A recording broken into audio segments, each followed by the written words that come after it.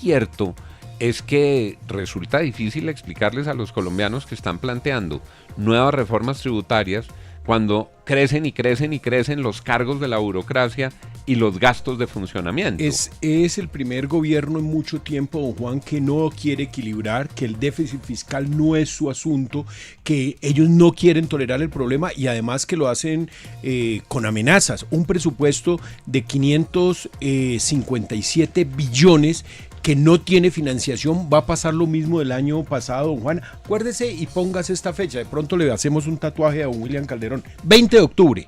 ¿Qué pasa el 20 de octubre? Si el presupuesto general, don William, no se discute antes del 20 de octubre, pues entramos a lo que se llama dictadura fiscal. Dictadura fiscal es pase la plata, devuelva al mismo presupuesto del año pasado, que fueron 525, y recorte, pero es un recorte, perdóneme la expresión, don Juan, a la berraca. Recorte, y ya lo dijo el presidente, vamos a recortar es en los gastos de unas entidades territoriales, más no en las inversiones sociales que están haciendo. A mí sí me parece que es muy, muy importante la discusión de este presupuesto, que es el último año de esta administración. Pero vio las cifras que el doctor Garcés dio de contratación, de contratos, sí, no ahorran. De prestación de servicios. Con que solo ahorraran eso era suficiente. Pero como estamos en campaña electoral...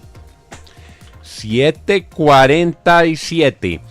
¿Alcanzarán las fuerzas de la oposición para atajar el presupuesto? ¿Alcanzarán las fuerzas de la oposición para atajar la reforma tributaria? No hay ¿Ocurrirá que le alcance al gobierno para el presupuesto, pero que no le alcance para la tributaria como el año pasado? Sí. Que tenía unas mayorías, pero a la hora de la tributaria la gente se le bajó, doña Darcy. ¿Cómo siente usted este pulso? No, yo creo que es muy difícil porque al final si se golpea a la persona, al votante, pues va a tener un efecto en las próximas elecciones que están a la vuelta de la esquina. Pero lo que sí quiero decir es que, mire, cuando usted empieza a ver la tributaria un poco más de cerca y cuando le venden que esto es solo para los ricos, solo contra los ricos, con los juegos de azar, a mí me parece en lo personal que los juegos de azar sí deberían pagar impuestos.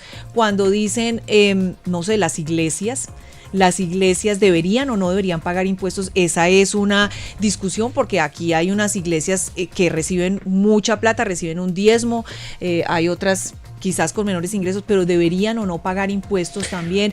Es decir, quienes explotan los alquileres Airbnb tienen que pagar, las plataformas streaming tienen que pagar, las exacto. Compras en Temu, Shein y Amazon tienen que pagar.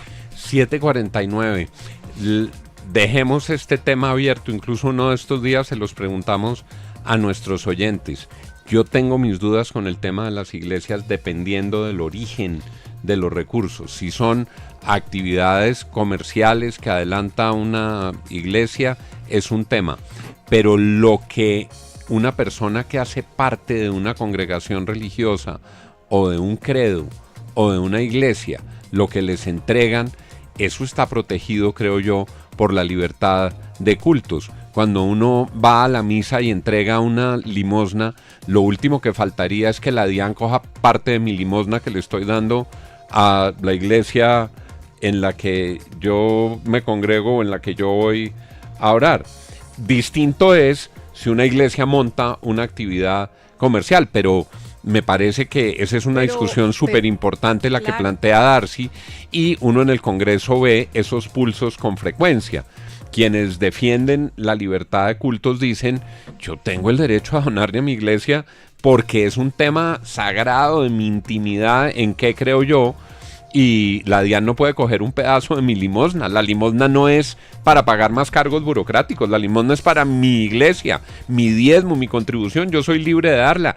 A diferencia de las obligaciones legales, eso lo entrego por voluntad propia. Sí, distinto es si la iglesia... que la señora Piraquive no quiere pagar impuestos, por supuesto, o sea, pero ahí se dio distinto. Un caso de una iglesia donde había aviones privados y grandes inmuebles. Pero esas son otras, esos son otros recursos. Si una iglesia monta una fábrica de confecciones, pues tiene que pagar impuestos la fábrica de confecciones. Claro.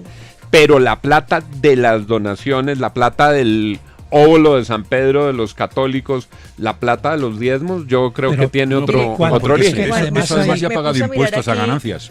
Claro. Eso ya ha pagado impuestos a ganancias, es decir, cuando usted recibe un dinero, la quincena o lo que sea, ya paga el impuesto. Claro. Ya, Pero además no es paga usual. los impuestos. Sería pagar un doble impuesto. Claro, Claro. exacto. Y no es muy usual. buena adelante, Patricia. Sí, no es usual el pago de impuestos por cuenta de las iglesias. Estaba mirando aquí y, por ejemplo, en Estados Unidos tampoco las iglesias pagan impuestos. Solamente hay algunos países donde existe, Fernando, algo llamado el impuesto eclesiástico. Países como Alemania, Australia, Croacia, Dinamarca y Finlandia. De resto, no, las iglesias no pagan impuestos. No sé cómo sea el tema en España, No, por ejemplo. o sea, la iglesia no paga impuestos, pero lo que pagan es impuestos, digamos, por los edificios.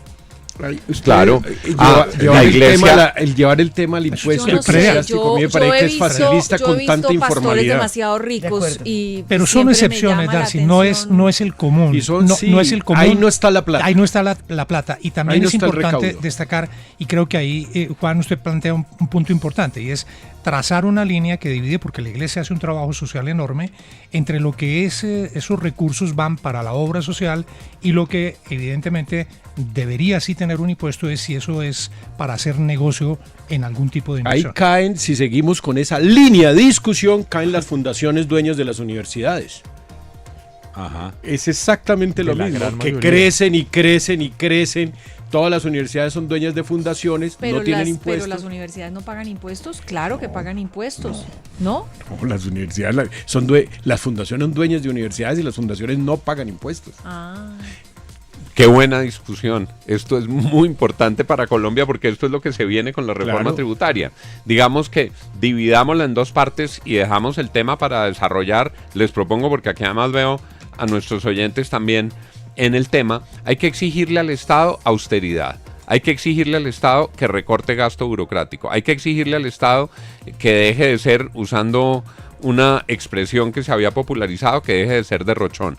Ahora, en los ingresos, quienes que hoy pagan impuestos están pagando muchos y quienes de los que no pagan deberían pagar. 753, la FM. En TQ nos mueve la confianza en un mejor futuro, aquel que nace de la salud y el bienestar de las personas, cuidando la vida,